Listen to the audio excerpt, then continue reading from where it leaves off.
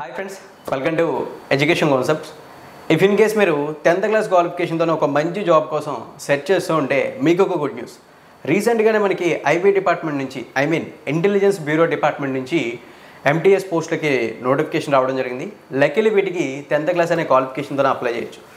Once మీరు ఈ job కనుక సెలెక్ట్ అయితే with all allowances around 40,000 to 50,000 between salary అనేది డ్రా చేయొచ్చు. దట్ టు జాబ్ లొకేషన్ మనకి సొంత స్టేట్స్లోనే అంటే మన స్టేట్లోనే ఉండే అవకాశాలు అయితే పుష్కలంగా అయితే ఉన్నాయి. సో ఇప్పుడు మనం చేయాల్సిన పని ఈ నోటిఫికేషన్ డీటెయిల్స్ని క్లియర్లీ తెలుసుకోవడం. వీడియోలో అయితే నేను వివరాలను క్లియర్గా ఎక్స్ప్లెయిన్ అయితే చేస్తాను. ఇంట్రెస్ట్ ఉంటే మీరు వీడియోని పూర్తిగా చూసి డీటెయిల్స్ తెలుసుకోండి. ఏమైనా డౌట్స్ ఉంటే కామెంట్ సెక్షన్లో కామెంట్ చేయండి. మీకు ముందుగా చెప్పినట్లు ఈ జాబ్ నోటిఫికేషన్ మనకి ఇంటెలిజెన్స్ బ్యూరో నుంచి రావడం జరిగింది, అంటే ఐబీ డిపార్ట్మెంట్ నుంచి రావడం జరిగింది.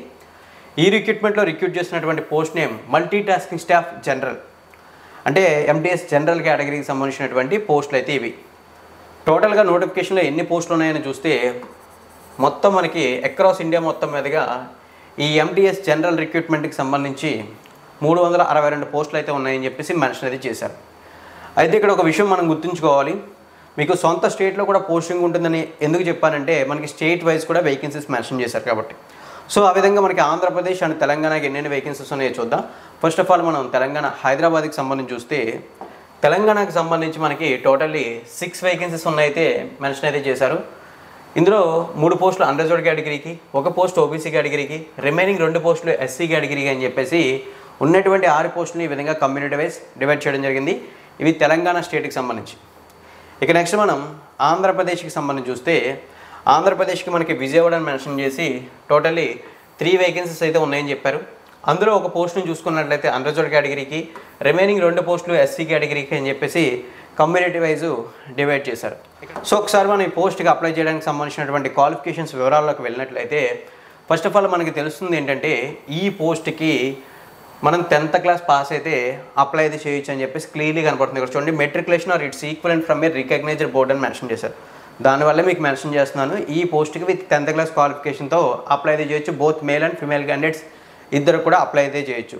దట్టు మీరు ఏ స్టేట్ నుంచి అప్లై చేస్తున్నారో ఆ స్టేట్కి సంబంధించినటువంటి డొమిసైల్ సర్టిఫికేట్ ఉండాలి అని చెప్పి మెన్షన్ చేశారు. అంటే నివాస ధృవపత్రం, దీన్ని మనం రెసిడెన్సీ సర్టిఫికేట్ అని కూడా పిలవచ్చు. ఈ సర్టిఫికేట్ అయితే ఉండాలి. అంటే ఏ స్టేట్ వాళ్ళు ఆ స్టేట్లోనే కాంపిటీషన్ అయితే ఉంటారు తప్ప పక్క వాళ్ళు ఇక్కడ ఇన్సెట్ అయితే ఎవరు పక్క స్టేట్ వాళ్ళు ఇక్కడ ఇన్సెట్ అయితే ఎవరు కాంపిటీషన్లో.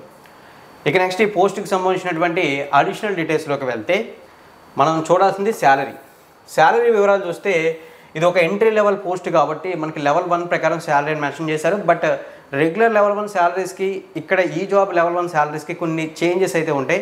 ఎందుకంటే రెగ్యులర్గా డిఏలు హెచ్ఆర్ఏలు మాత్రమే ఉంటాయి. ఇక్కడ స్పెషల్ సెక్యూరిటీ అలవెన్సెస్ లాంటివి కూడా ఉండడంతో మనకి శాలరీ అనేది 40,000 to 50,000 బిట్వీన్ వచ్చేటటువంటి ఛాన్సెస్ అయితే ఉన్నాయి. ఇక్కడ వివరాలు మీరు క్లియర్లీ చూడొచ్చు. దెన్ నెక్స్ట్ చూసుకుంటే ఈ పోస్ట్కి సంబంధించినటువంటి ఒక క్లాసిఫికేషన్ మెన్షన్ అయితే చేశారు. అదేంటంటే ఈ పోస్ట్ సెంట్రల్ గవర్నమెంట్లో గ్రూప్ సి కేటగిరీలోకి వస్తుందని చెప్పి మెన్షన్ అయితే చేశారు. ఈ జాబ్స్కి అప్లై ప్రాసెస్ కంప్లీట్లీ ఆన్లైన్లో ఉంటుంది. ఆన్లైన్ అప్లికేషన్స్ అనేవి నవంబర్ 22వ తారీఖున స్టార్ట్ అయ్యి డిసెంబర్ 14వ తారీఖుతో ఎండ్ అవుతాయని చెప్పేసి మెన్షన్ అయితే చేశారు.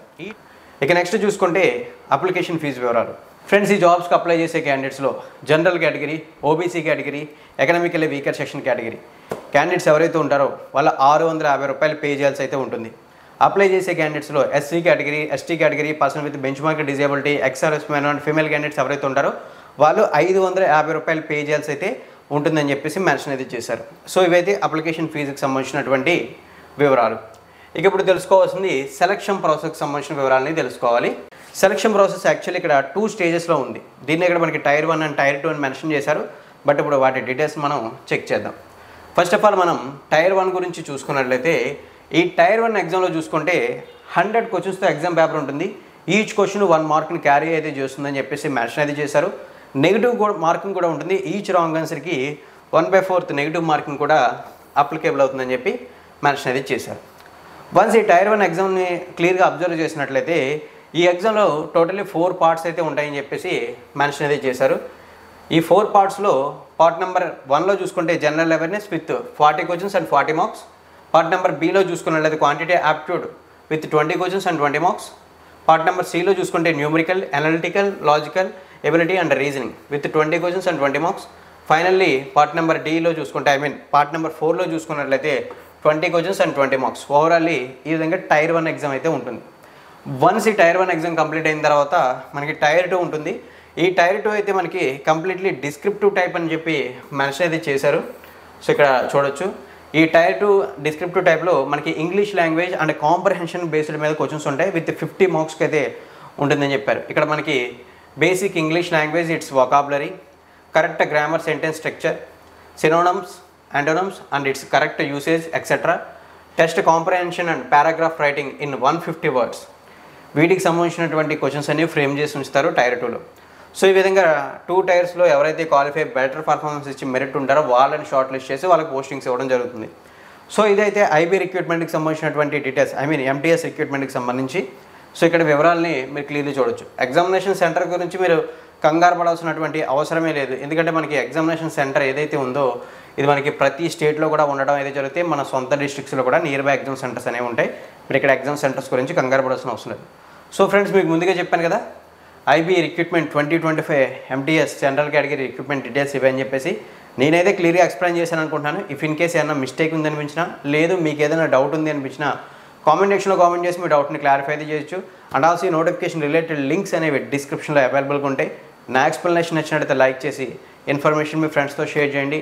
కొత్తగా మన ఛానల్ విజిట్ చేసి సబ్స్క్రైబ్ చేసి రెగ్యులర్ నోటిఫికేషన్స్ కోసం బెల్ ఐకాన్ యాక్టివేట్ చేయండి. థ్యాంక్ యూ ఫ్రెండ్స్, వీడియోని ఎండింగ్ వరకు వాచ్ చేసి సపోర్ట్ చేస్తున్నందుకు.